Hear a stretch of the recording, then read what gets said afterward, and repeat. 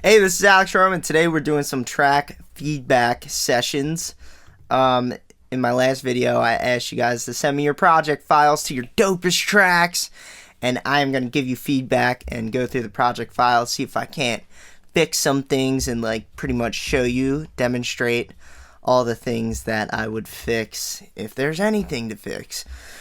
So today we got a few projects to go through. I don't know if we're going to get through all of these, but these three, these two are projects as well as this one, and then we have single MP3s from these two guys.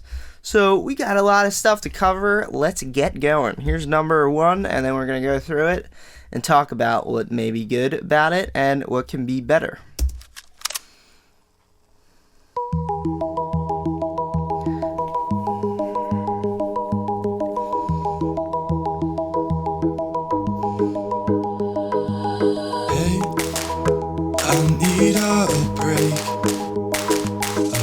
Another empty glass, another drive that I can't make. You promised, it's true.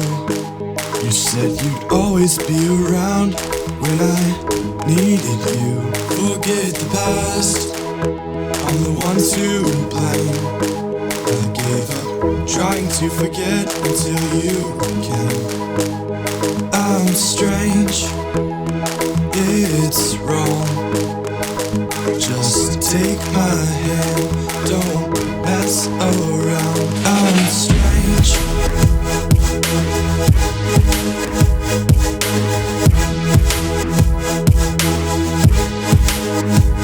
I'm strange. Pretty fucking dope. Oh damn, you know what I never did? I never said this project is from my man Cole Fortin right here. It's the first name on this list. Cole Fortin is the submitter of this track. Sorry, Cole. So sorry.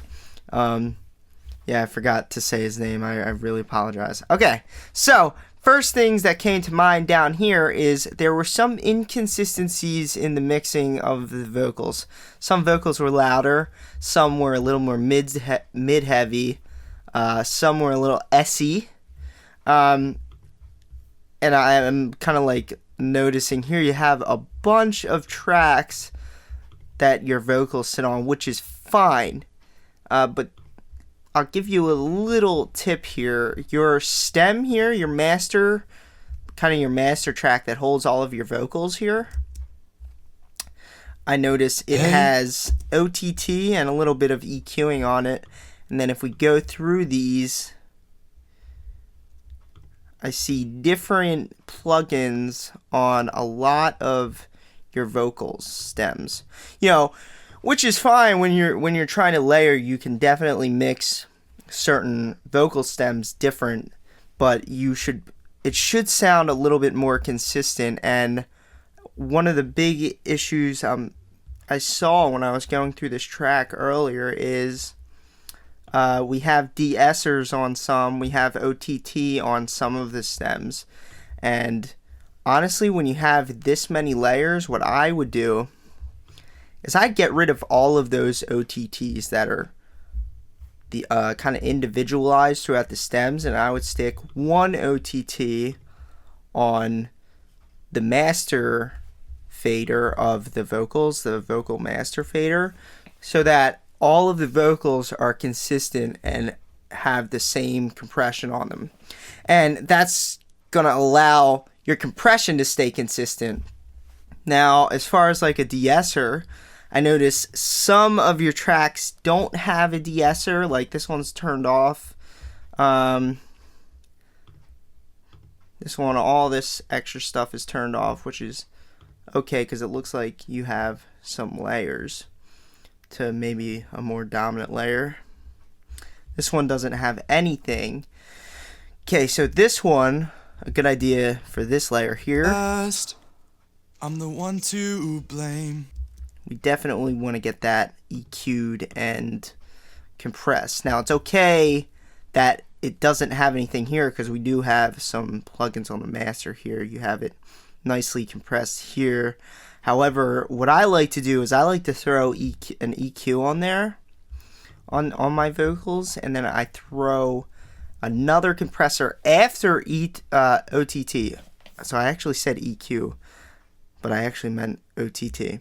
So in terms of compression, when I'm compressing vocals, I like to throw an OTT on there, and then I go after the OTT with a regular compressor, and I lightly compress the dynamics. I don't hit it quite as hard as I would with OTT, and I wouldn't hit it quite as hard as I would if I wasn't using OTT. So this is kind of like a backup compressor just to get those dynamics that maybe would have slipped through the cracks there. But I don't want to mess with your vocals too much because they do sound good. But like I said before, I work on being a little bit more consistent with your frequencies as far as compression, EQ. Personally, I would take the EQs off most of these. I would take the OTT off most of these and have one OTT so everything's kind of pushed evenly and everything can be EQ'd evenly so it sounds like the same vocal throughout the track. Right now it sounds like there's a bunch of different vocals recorded at different times. Okay, so let's move on to this drop here. Oh yeah, and by the way, I liked what was going on down here.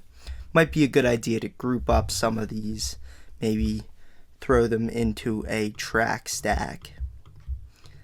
Just so it just makes it much more manageable when it comes to mixing a master version of this stuff.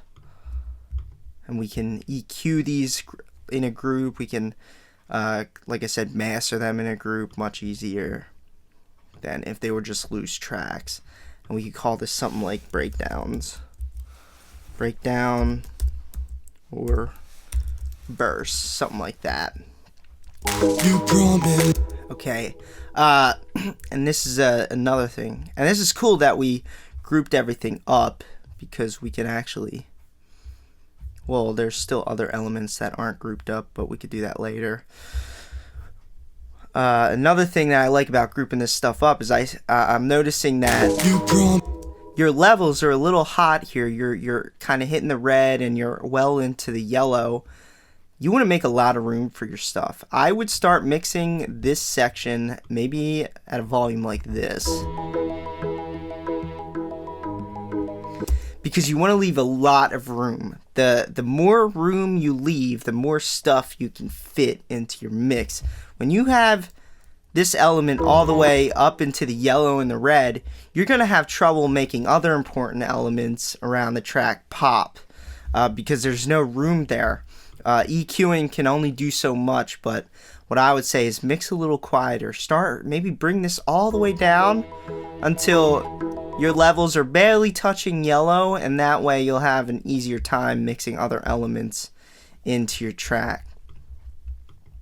But hey, what sounds good sounds good, and I think the track sounds pretty good, so you fooled me there. So let's go into the drop. I had something to say about this drop, and before I play it again, your kick is so nice. It sounds like it's EQ'd perfectly. I don't know if you may have EQ'd it or not, but it sounded EQ'd perfectly. It was nice, big, and bassy. It was definitely the center of attention. However, your snare was really, really small. You might want to step that snare game up. And it sounded like you were a little loud when it came to some layers. Some layers were beaming a little big. Pass around, I'm strange. Awesome. Sounds sick. The drop is so much fun to listen to. I'm noticing here again, we have a huge, that may even peak. I'm not sure. You may have looked at it to make sure it's not peaking, but again, you want to bring these levels down so it just makes mixing easier, and it makes it easier to bring new elements in so you can fit everything. Another thing, we have No, that one actually sounded pretty nice.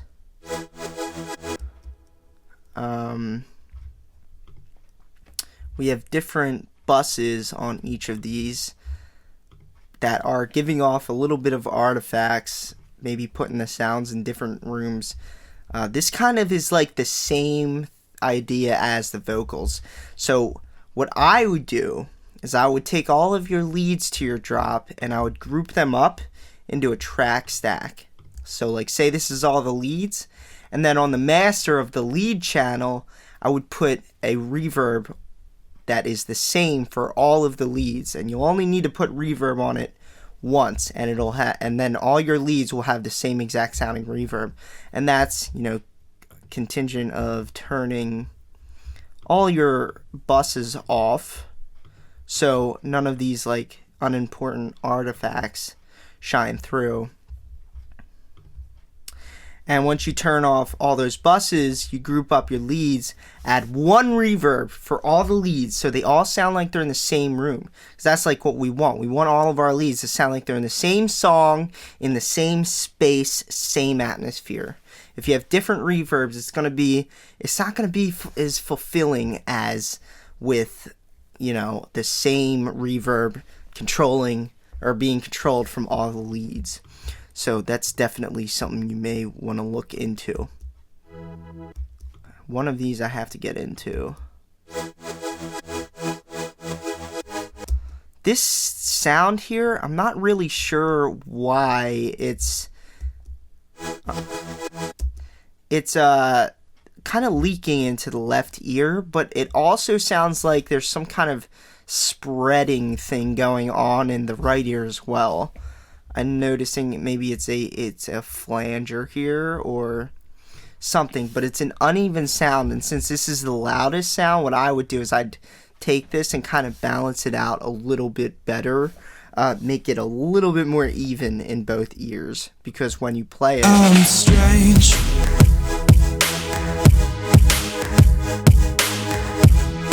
yeah, it's kind of like, it's a little uneven. That would be okay if you maybe had a vocal chop on top, pan to the center, because it would make sense to spread the other elements to the right and the left ear.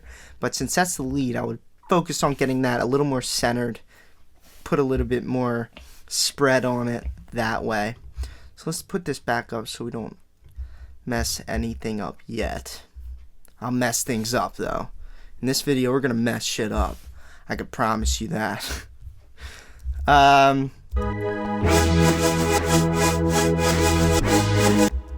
So we have our master track stack here, but we also have some bass layers, and then you have some bass layers, and you have some leads all on the same track stack. I would separate those. Put the bass layers on different track stacks, EQ them accordingly. Put your leads on a different track stack, EQ them differently, because this gets really hard to manage. Because the first thing I want to do is go to this track stack, the master of the track stack, and these are all your leads. What I want to do to those leads is grab that EQ and give it a nice low cut up to 160 hertz. But I can't do that because you have a bass here, and then you have a bass here, both of which are taking up sub frequencies. And you want one bass to handle sub frequencies, just one. You want one sub bass. You can't layer sub bass. You can layer bass, but you need one sound taking care of the sub frequencies, and the rest of the sounds you would want kind of EQ'd with a low cut, taking out the low frequencies, because then it gets really muddy and tough to listen to. Yours wasn't tough to listen to, but on the appropriate sound system, this might not fly, having two bass lines like this. So just listening to them alone, I was able to hear how it wasn't that easy to listen to both of those bass sounds. So what I would do is go to the EQ and pick your most important sound for sub, and then take the other one that's a little less important, that you don't really need the sub frequencies in, give it a nice low cut like that. And so we can do that. Yeah, that's what I would say about that. And of course the snare is just a little small. It doesn't mean it's a bad sample, it just means it may not be mixed perfectly. Ooh, wait, chariot kick. I knew you were using that kick. I know what this kick is. I have it. Look, if we go up to splice. Chariot. Oh, let's go up to here. Chariot. Come on. I just want to show you that, yes, I have. There it is. Chariot's kick. It's like a popular kick. I love it. Alright, we got the low end from this one. And the low end from that one. Again, my man, pick one sample to take care of the low end. And I actually have that kick too. I love that clicky sound on top of it. But anyway, say you like the high end from that clicky sounding kick, just take the low end out of it, because this stuff gets really, really muddy when you don't manage it well. Kicks, you know, there may be some instances where you can get away with throwing two low ends on top of each other because it sounds like a smush ball of low frequencies anyway. But yeah, I would definitely just take one of the kicks, take the low end from that, and yes, go from there. Let's listen to this. I really wanted to listen to these. Okay. They're a little dry. I would say group these guys up and throw some reverb on both of them. I would also EQ the lows out of them because you got a lot going on in your drop. I definitely do something like that on those just to clean things up. Alright, we have some stomps here. I have all these stomps. Splice, I swear, whoever has Splice, the first thing you do when you're new at using Splice is you get all the samples that everybody else has, and then you start learning how to get new samples here and there.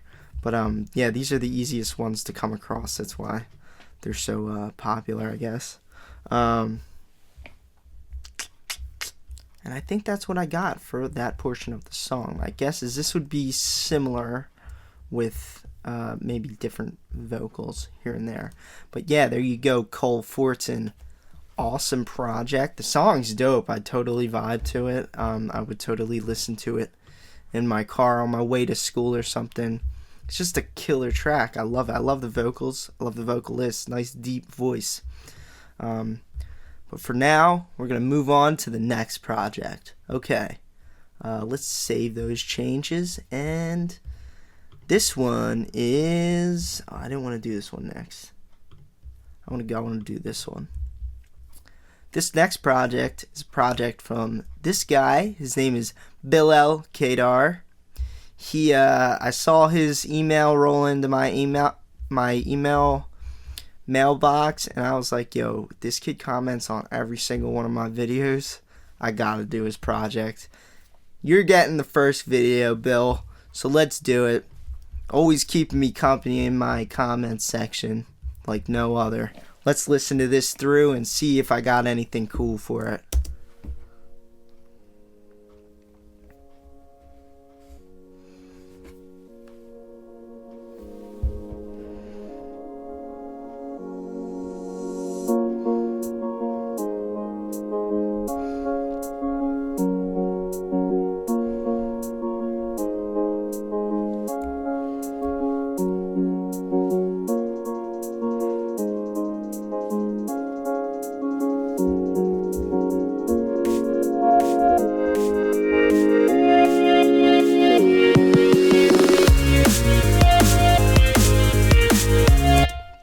Let's help you out, my man. Your bass line, it changed. So you had these dope uplifting chords here. I should be hearing the same bass line when we go into the drop because it's a little more consistent sounding than what you did with your bass line.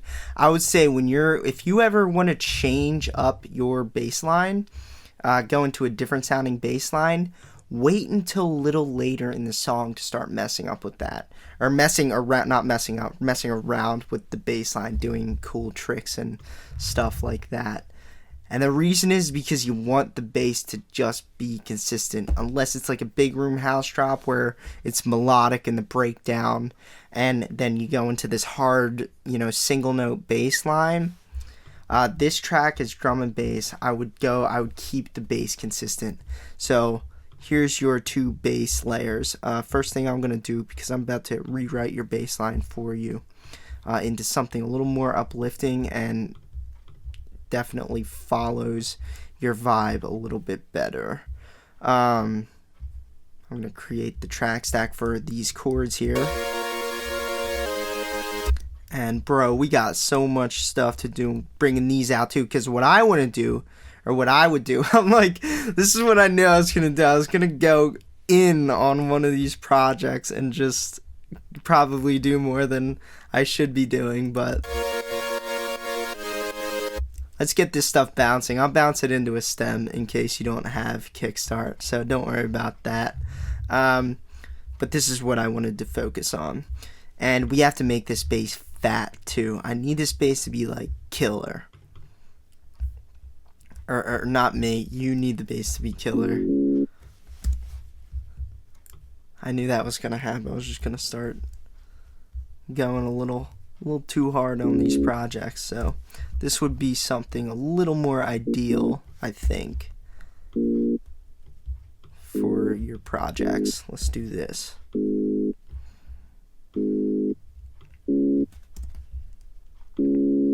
Something like that. Awesome. And that'll be consistent with the chords you use, your nice uplifting chord progression. Let's get rid of this sub bass. I suppose it's sub bass because it says sub. Let's go down here. Whoops. Let's listen to this.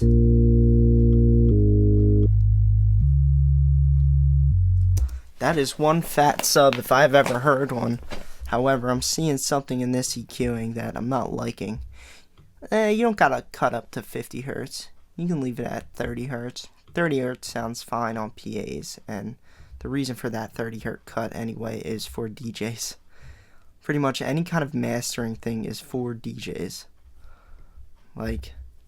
And people who listen to other kind of systems.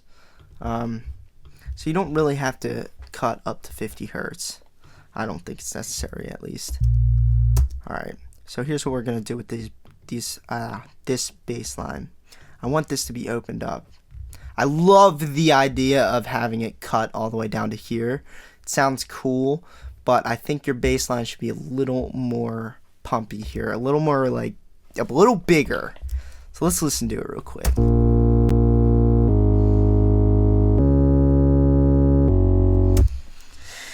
Okay, let's go to this master stem. Don't worry, I will freeze this or bounce it out. I'll just freeze it and then I'll send it to you. If you want to keep the kickstart on there or not, that's up to you. Something like that would be.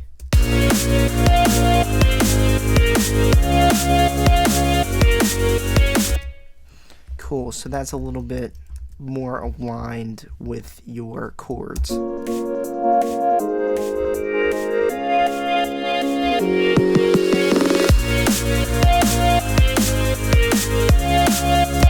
Alright, so what I'm thinking is we go into these now. My man, you need some size on these, and one way to handle size is reverb with a lot of spread. So let's use a nice big room reverb on this.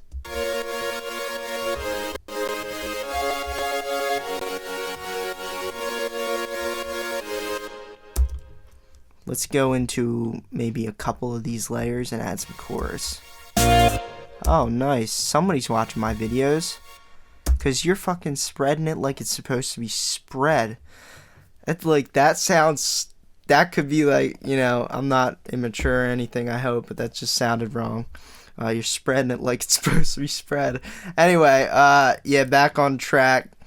Nice work here. You have one layer pan to the left and the other pan, or actually that's pan to the left, this pan to the right, and they're the same layer. Nice practice, man. Nice practice. And beautiful EQing everywhere. There's EQ. You got low cuts on everything that needs to be low cut. Sounds beautiful.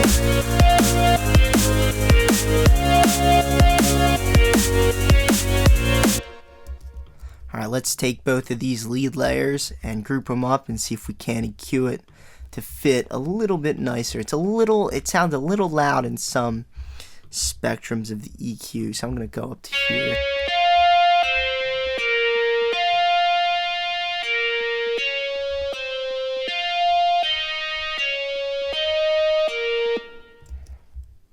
Alright.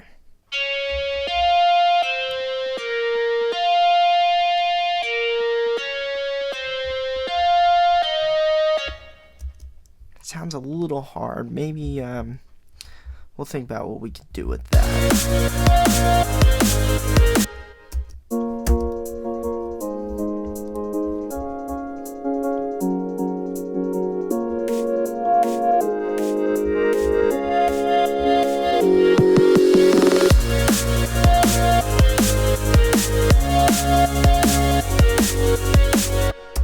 Alright, I'm seeing, I hope this is what I think it is. Bro, you're fucking awesome. Like, killer tactic for the white noise. What I would do with this white noise is I would add some chorus to it, spread it out a little bit. Just make it as wide as possible.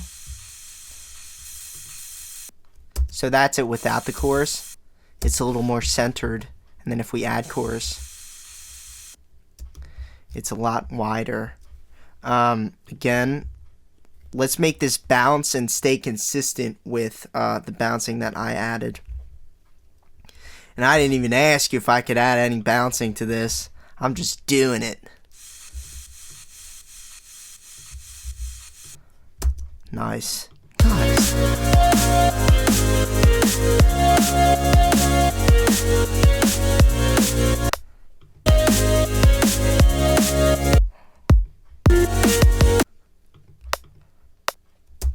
Oh, I see what you did here. You have two kicks, kind of mixed differently. Let's group them up for you, buddy. And then we're gonna go into this here and see what we got. Nice. How about this? Nice, nice. We're gonna take those and just group them up.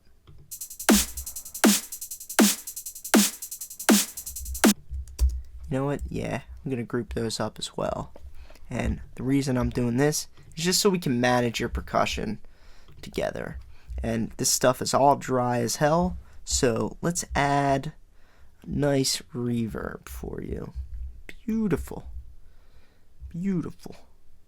I'm not sure what reverbs we have on anything else. Oh yeah, that's right. So I'm gonna try to keep your reverbs consistent. I think that's what I used on the chord.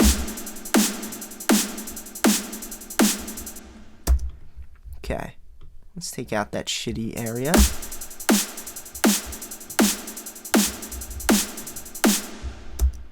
Let's go into this EQ and see if we have any.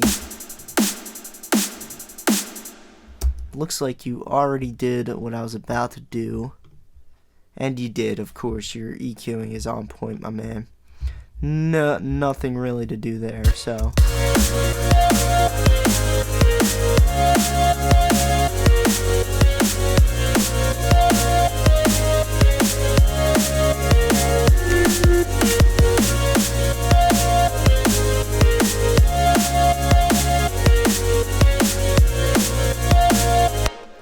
I'm guessing this is a ghost kick that didn't transfer over.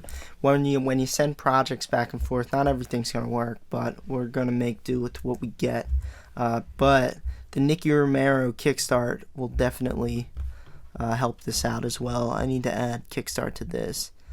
This is kind of taking away the need for that ghost kick because it's sidechains anyway. Sidechains.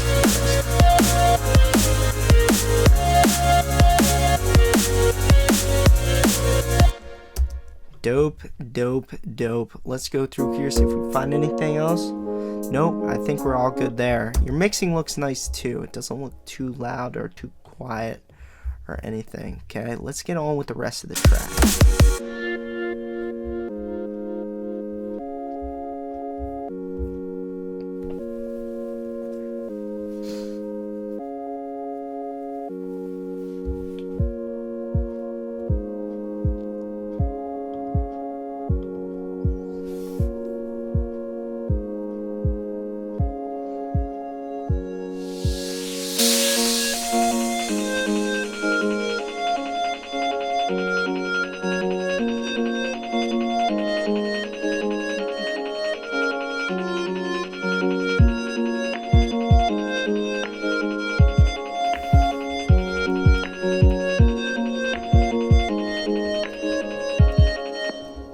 You know what would be dope here?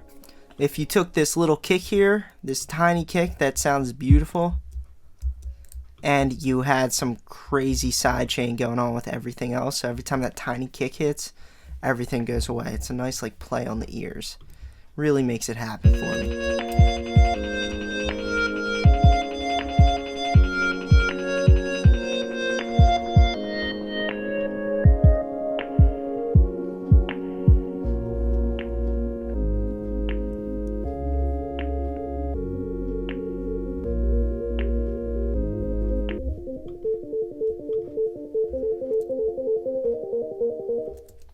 Okay, so this is way out of key. Doesn't go with this at all. I'm looking to see if you have any pitch plugins that may not have transferred. Maybe this, didn't transfer something and your notes were in key, but this is way out of key. So I would definitely fix that. Aside from that, it's really quiet here and quite boring. So what I would do is I'd bring in some life to it. Maybe get a vocalist, that would be hot. Or, make some plays on leads. But you definitely want to juice this up because at one point it's nothing but bass. Like this is something like this will be barely audible on like a phone speaker. So you gotta remember that. Not everybody has some dope monitors, bro. So I would get I'd consider listening to this track on like, phone speakers, little shitty Bluetooth speakers that like the general public would use, or like Skull Candy headphones, and see. Well, Skull Candies have a lot of bass, but anything that doesn't carry a lot of bass, listen to this track and see what you can get out of it. Okay. But I'm gonna stop the review on this track here because we have a couple other projects we have to get through. But Bill, fucking awesome track. I totally vibe to it. This is something I would listen to before going to meet a girl that I've never met before. That's what song this is, my man. So let's get on to the next track. All right. I'm going to take a break from the projects real quick, and we're going to listen to the MP3 sent in by Ludvig Art. Let's listen to this.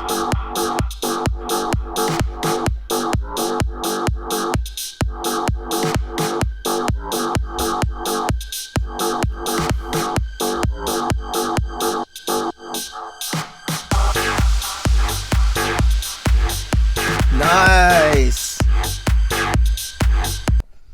Fucking dope.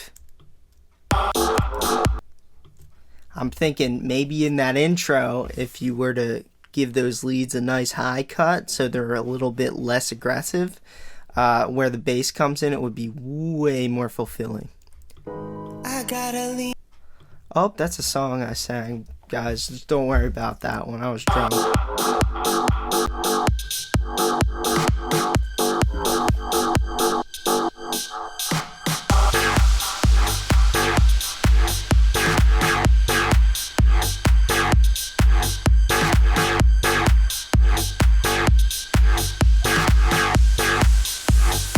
Old school flavor.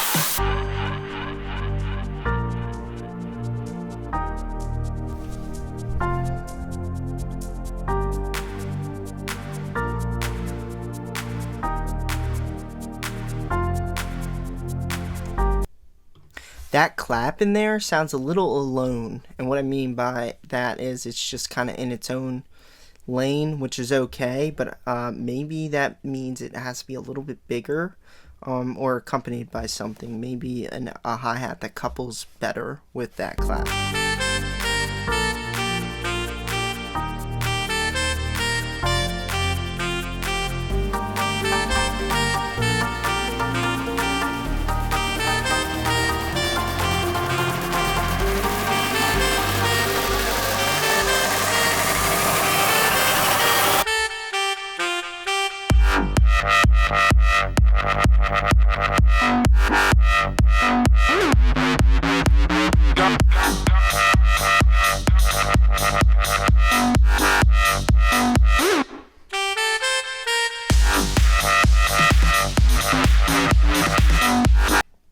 Yo, that's fun as fuck.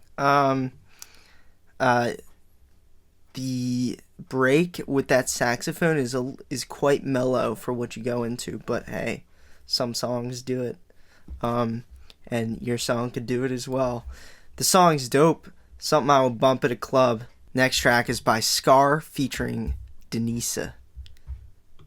It's right here. Looks like this.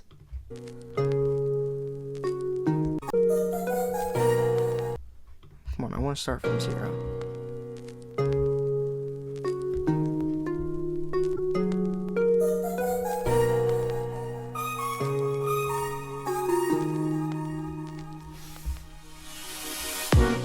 Nobody sees, nobody knows, so they can never bring me down. That's how it is, and that's how it goes. They may not believe me, think I'm a fool. I'm surely gonna reach the top. That's how it is, and that's how it goes. If you want something you'll never have, do something you've never done. If you want something you've never had, do something you've never done.